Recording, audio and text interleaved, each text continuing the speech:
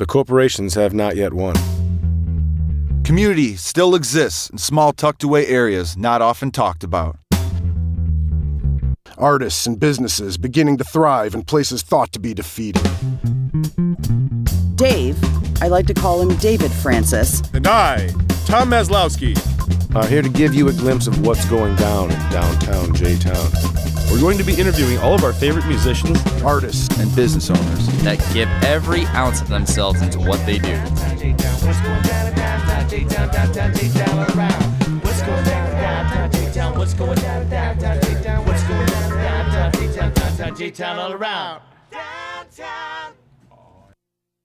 We are here once again in Third City Sound. We got David J. Francis on the board. Hello, Tom, middle name unknown, Maslowski. I cannot tell you my middle name. Rutherford? It is Rutherford. Sweet. Yeah, like the one guy. Everyone's got to forgive Dave a little bit today. He's had many teeth pulled from, I think he's had, 12 wisdom teeth pulled? 1 tooth and 3 pieces. Oh, same thing. And yes. We also have in the studio with us this evening, Mr. Charlie Champane. Hello. He's not talking in the interview mic. Talking in the interview mic, buddy. Well, it wasn't time. It wasn't time for that yet, but hello, everyone. That was very clear. Thank you. Charlie, do you have your first song ready for us this evening? I do. All right, let's hear it.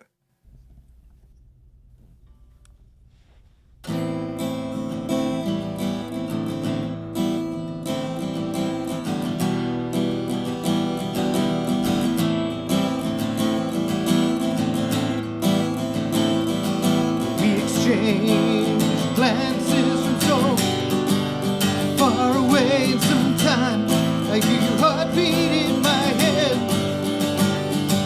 and I know that this is crazy. You told me to forget you, but it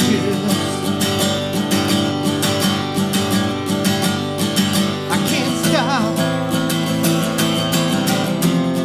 Would you wait for me if I asked you?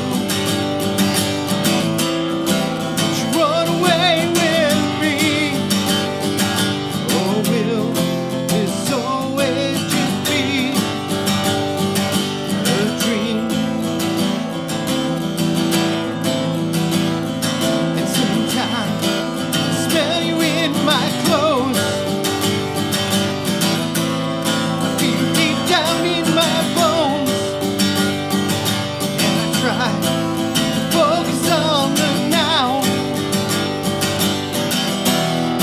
And now what could have been, but it I get lost. Would you wait for me if I asked you? Would you run away with me? Or will this always just be a dream?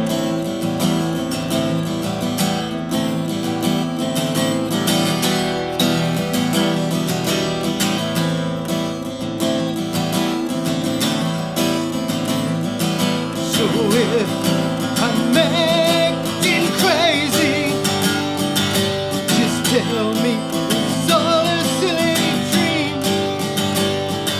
I'll forget you, I'll move on. I'll pretend you never existed.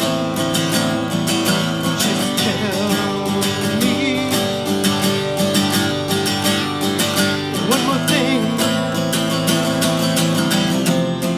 Would you wait for me if I asked you?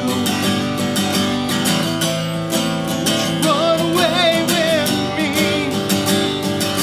Or will this always just be a dream?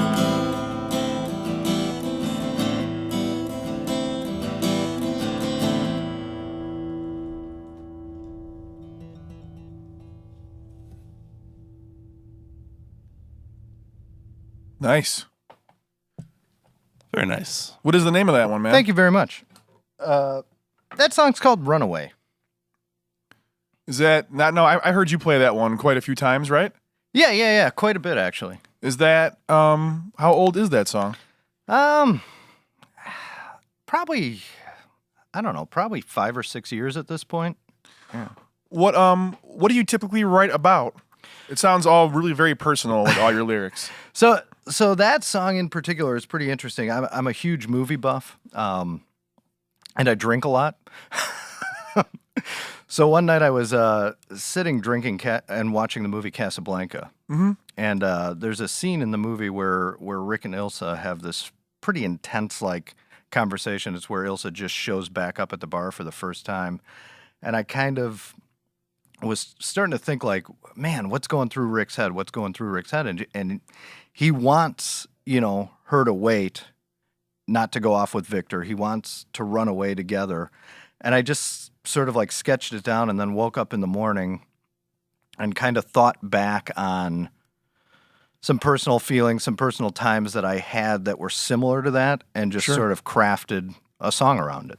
Sure, you kind of put your own experience into like a... Exactly. It's like sort of fictional, sort of not. Right. So a lot of times I'll just get an idea that's sparked from a TV show or from a movie, and I'll jot random stuff down. And then a week later or so, I'll come back to it and just see what was the mindset that I was in at the time and what sort of made me write that down and then work off of that. What got you into songwriting in the first place? Did you start when you were young? So, back in the mid-'90s, I was in a band playing primarily covers. I was young, high school type stuff. I'd walked away from it for years and years and years. And then I had just moved back to Illinois from St. Louis. I was working at a bar in downtown Joliet, and one of the bartenders said, Which "Hey, bar? Mick Brody's." Oh, sure. Okay, I didn't know you worked there. Yeah, when they very first opened, and I was working there with Kelly Whitgrove at the time. I don't know her. And she was a bartender at Chicago Street a long time ago, and she said, "Hey, come down to Chicago Street. They have this Irish music thing going on Monday nights."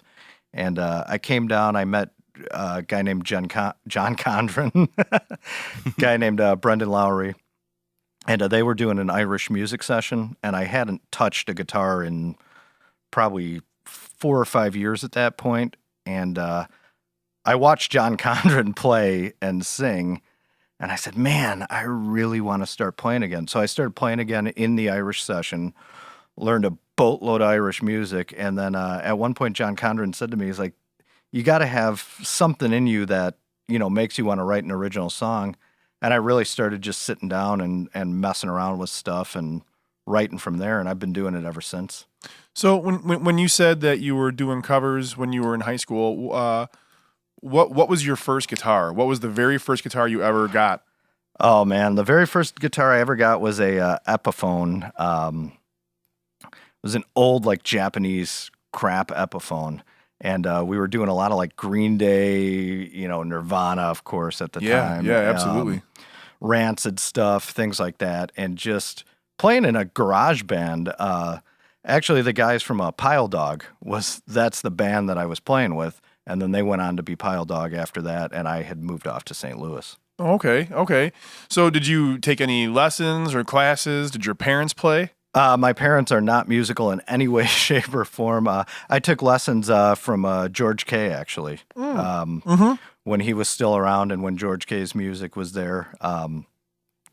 So I took probably 7 months worth of lessons with George Kay, and then quit because I hated it, but then found tab and just figured out that I could play power chords in tab. Sure. What did you hate about lessons? The scales and the structure of it, which now I have an affinity for, but at the time I was 13 or 14 years old, and I just wanted to play. I just wanted to play. I wanted to be a rock star. You just want to be a rock star. You want to learn things. Right. Yeah. Right. Learning things. Jeez. Everybody just plays power chords. I could do that too. Right. Yeah. Yeah. And at the time, in the mid-'90s, that's what everybody was doing, so it became That's really right. easy. So what had you moving down to St. Louis? My job at the time, I was working for Best Buy as a field engineer, building stores. So I went out to St. Louis to take care of a whole district down there. And that ended abruptly. We were building 47 new stores a year. That wasn't going to go on forever. When they stopped building stores, they just let us all go. Oh, wow. So I just came back to Joliet. Yeah, coming on back home. Yeah. So you grew up here? You always lived here then? Yeah, my whole life. I was born in Canyon County, Idaho, but I think I was brought back here a week after I was born, so it was very, very quick. Sure. And you're constantly at Chicago Street Pub. When I first started coming here 10 years ago, you were already here and playing. What was your first experience getting here? Was it just from McBrody's and kind of just meeting everyone that was around? So I had known Triz from other bars, and from being at McBrody's, we used to just come here on Wednesday nights in particular. There was a bartender named Ken Leroy, and we would just come hang out with Ken Leroy for Wednesday nights a lot. And then the Monday night Irish session is what really got me coming here all the time. It was one of those like time capsule things where that moment in time was just so perfect for the bar and so perfect for what was going on at the time. And that's how I met John Condren. That's how I met Brendan Lowry. That's how I met like a number of the Hatfield sisters. Sure. Just a number of great, great musicians. And that really inspired me to get really going on stuff. Sure. Was when you picked the guitar back up again, was that the first time you had started writing your own songs? So it took about 2 years before I started really feeling confident enough to kind of start writing things. Yeah. And so that was the first time then? Like, that was you the didn't first. write before? No. I had never written before. It was all covers before that. So do you have any kind of a ritual, or is it always just based off of movies, or is there anything else that gets into it? Is it sporadic? It's generally very sporadic, and it's a certain thought will pop into my head, and I'll just kind of write it down, and that usually ends up being the chorus, and then I'll craft verses around that. So sometimes it'll be the hook, like the hook will pop into my head. Other times it's just a random phrase, and then I'll distill that into something that helps me reach out into other things. Do you have like a favorite notebook, or just like do you use your iPhone? So I generally write on like computer printer paper.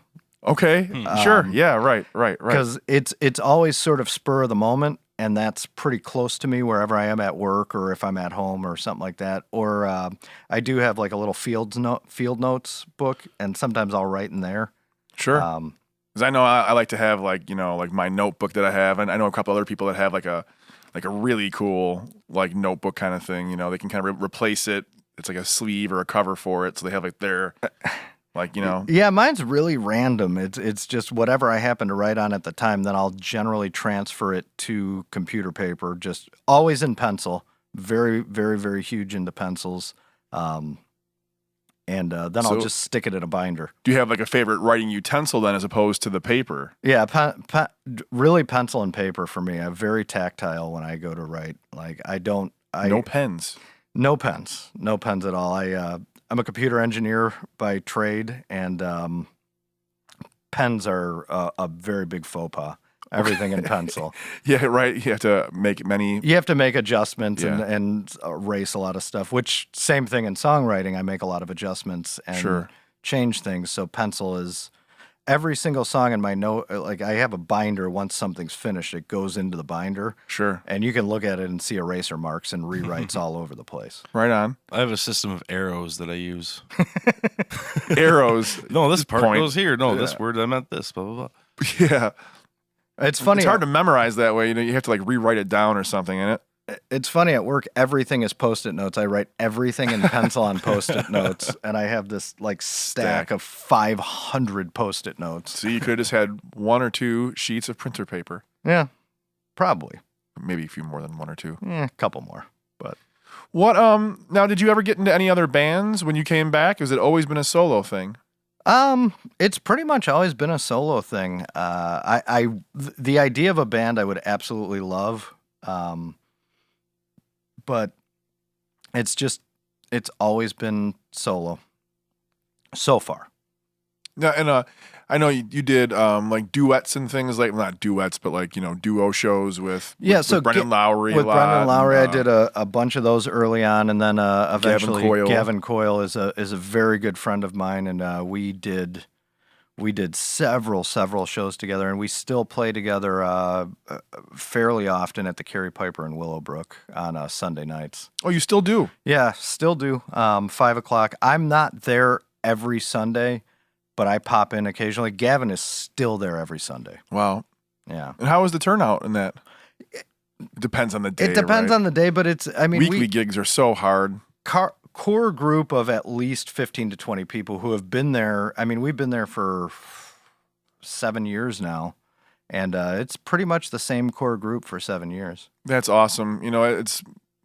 I think, you're really lucky if you can get an audience crew of people that come every week, because otherwise, you basically end up having to close up shop. It's all about the audience, Well, yeah, and I mean that's the whole reason I do this is because I love the audience. I love just the simple art of putting on a show in general, especially with other bands. I love to play with other acts and other bands.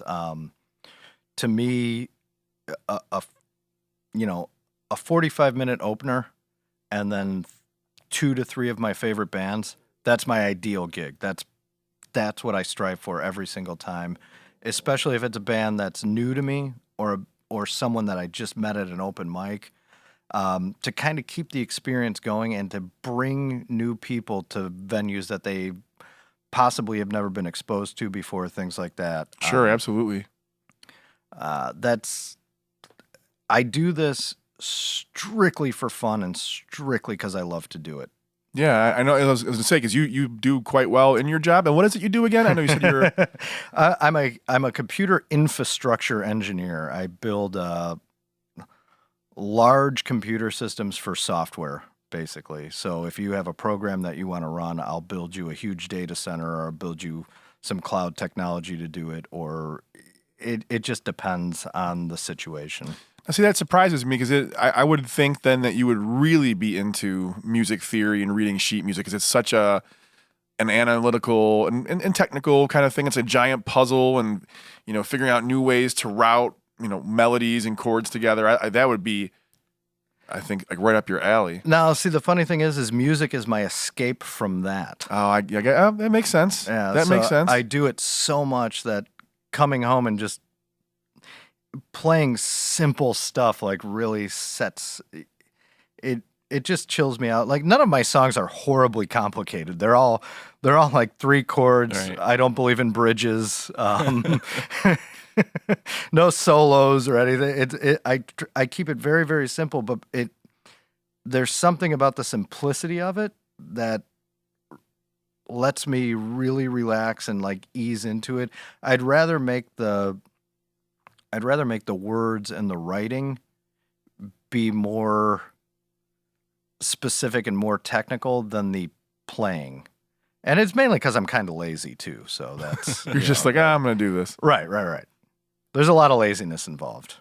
Well, no, I mean, I think a lot of times people are, even the audience most of the time is more in tune with the lyrics and the vocals, because that's a human aspect. Anyone that is a person can relate to what you're saying and what you're talking about, as opposed to, a person who knows nothing about music to try to enjoy jazz sometimes doesn't always go well. Like, they don't have any idea what's happening. I mean, not that people don't like jazz that don't play music, but that's kind of the...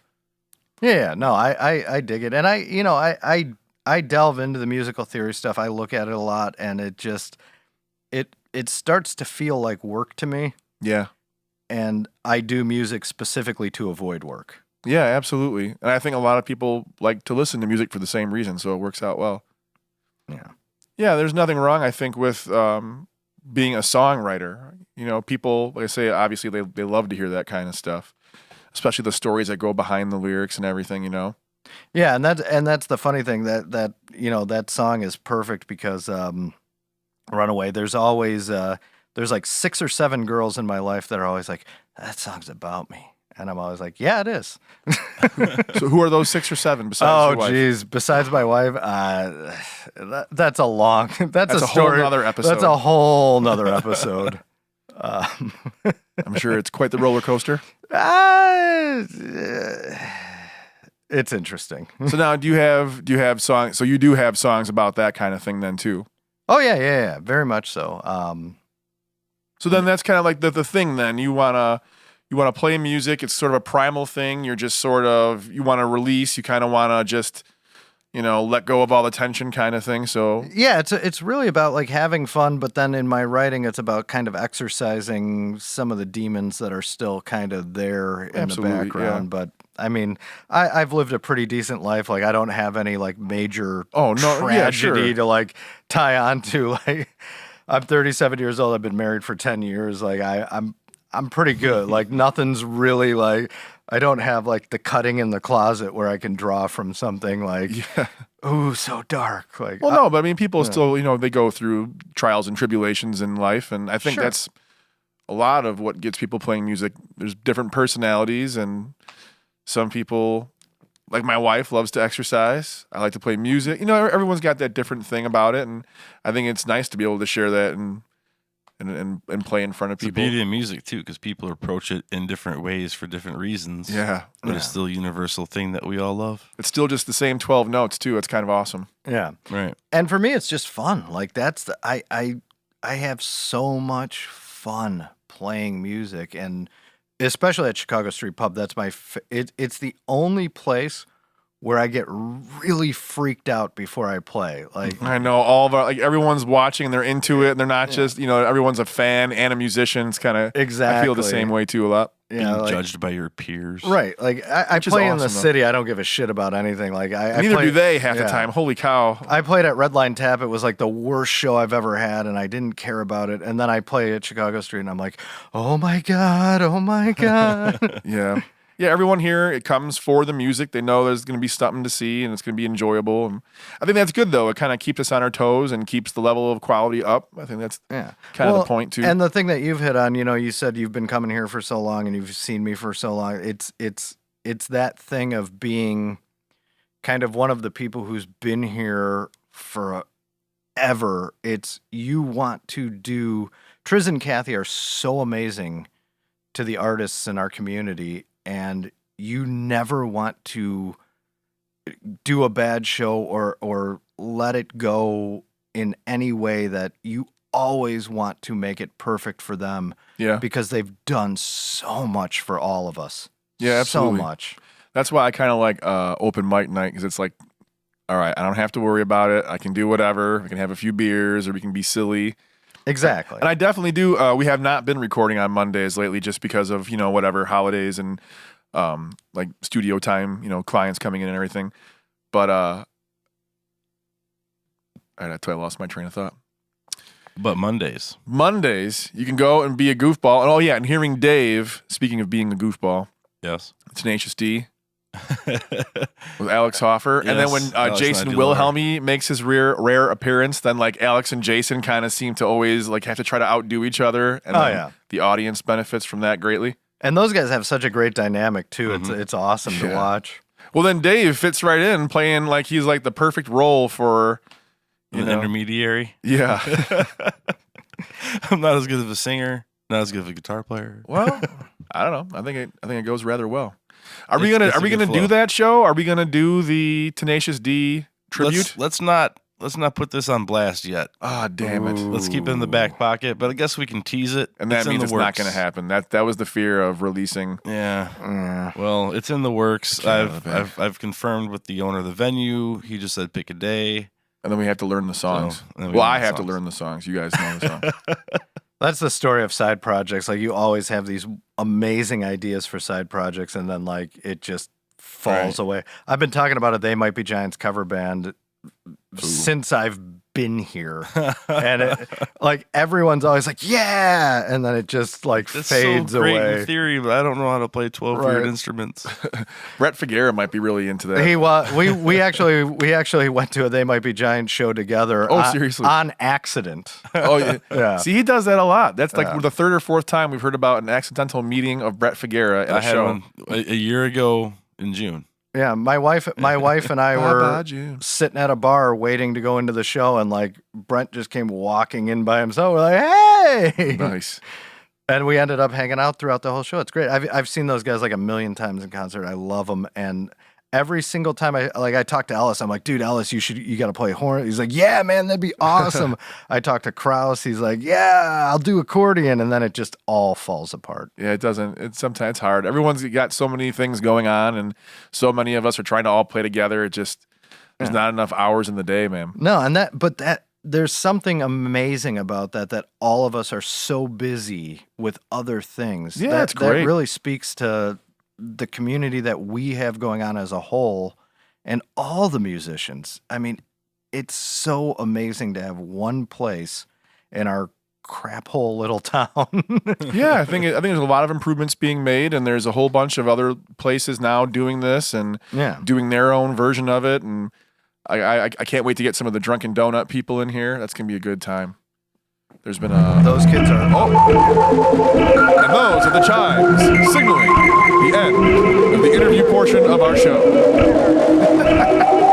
That's custom, man. We didn't download that or something. We made that. Dave made that. We should make that available for download. Yes. You can use it for your alarm. Holy crap. There's yeah. your ringtone. So if you guys want to have that for your alarm clock, Except the it's best got to way. have like an angelic voice going, J-Town. ooh. Wake up. All right. Wake up in J-Town. That's it. We're going to be it. millionaires now. Well, like virtual millionaires. Charlie, what is the name of the second song? I'm trying to think right now, and it's escaping me. You can make up the name of a song. We won't even know. Yeah. All right, I'm just gonna play it. All right.